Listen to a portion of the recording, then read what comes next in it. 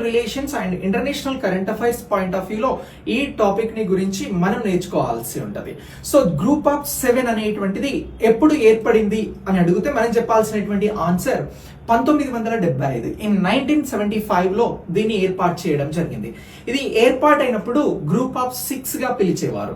So దీనిలో ఏ దేశాలు ఉన్నాయి ఏర్పాటైనప్పుడు 1975 లో అనంటే United Kingdom, United States of America, France, Germany, Italy, Japan తో ఇది G6 గా 1975 లో ఏర్పాటైంది. ఎందుకు ఏర్పాటైంది అని అంటే 1973లో ఇంధన సంక్షోభం వచ్చింది.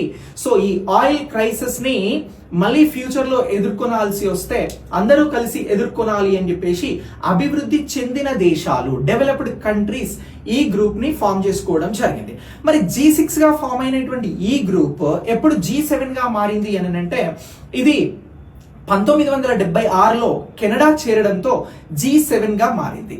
సో ఇలా ఈ 2025లో కెనడాలో G7 సమావేశాలు జూన్ 16th అండ్ 17th జరిగాయి అనేటువంటి అంశాన్ని మనం గుర్తుంచుకోవాలి. G7 లో సభ్యదేశం కానప్పటికీ భారత్ ఈ సమావేశాలలో పాల్గొన్నది. ఈ సమావేశంలో భారతదేశం నుంచి భారత ప్రధాని మోదీ గారు పాల్గొనడం జరిగింది. సో అయితే ఈ G7 అనేది 1997 నుంచి 2014 వరకు G8 గా కూడా పిలవడం జరిగింది. ఎందుకు G8 గా పిలిచారు అని అంటే 1997 నుంచి రష్యా ఇందులో మెంబర్ కంట్రీగా కొనసాగింది. అప్పుడు దీన్ని గ్రూప్ ఆఫ్ 8 గా పిలిచారు.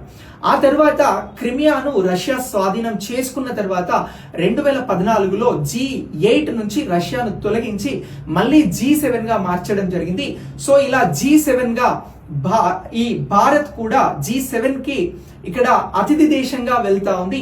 ఎప్పటి నుంచి అతిథి దేశంగా భారతదేశం G7 లో పార్టిసిపేట్ చేస్తా ఉంది అని అంటే 2019 నుంచి భారతదేశం G7 కి సంబంధించిన సమావేశాలకి ఇన్వైట్ చేయబడతా ఉంది అనేటువంటి అంశాన్ని గుర్తించాల్సి ఉంటది. సో ఇలా ఈ పాయింట్ ఆఫ్ వ్యూలో మీకు ఎగ్జామినేషన్ లో ఏమైనా క్వశ్చన్ వస్తే G7 కి సంబంధించి ఈ అంశాలను గుర్తుంచుకోవాలి. G7 లో మెంబర్ కంట్రీస్ ఏంటి అని అంటే అమెరికా, కెనడా, ఇవి రెండు కూడా నార్త్ అమెరికాకి సంబంధించిన కాంటినెంట్ నుంచి ఉంటాయి. యూరప్ కాంటినెంట్ నుంచి ఏమేమి ఉంటాయి అని అంటే యూరప్ నుంచి జర్మనీ, ఇటలీ, ఫ్రాన్స్, అలాగే యునైటెడ్ కింగ్డమ్, అలాగే ఆసియా నుంచి ఏ దేశం ఉంటుంది అని అంటే జపాన్ ఉంటుంది అనేటువంటి అంశాన్ని గుర్తుంచుకోండి. చాలా చాలా ఇంపార్టెంట్, ఎగ్జామ్ కి ఉపయోగపడుతుంది. వీడియో నచ్చినట్లయితే లైక్ చేసి మీ మిత్రులకు షేర్ చేయండి.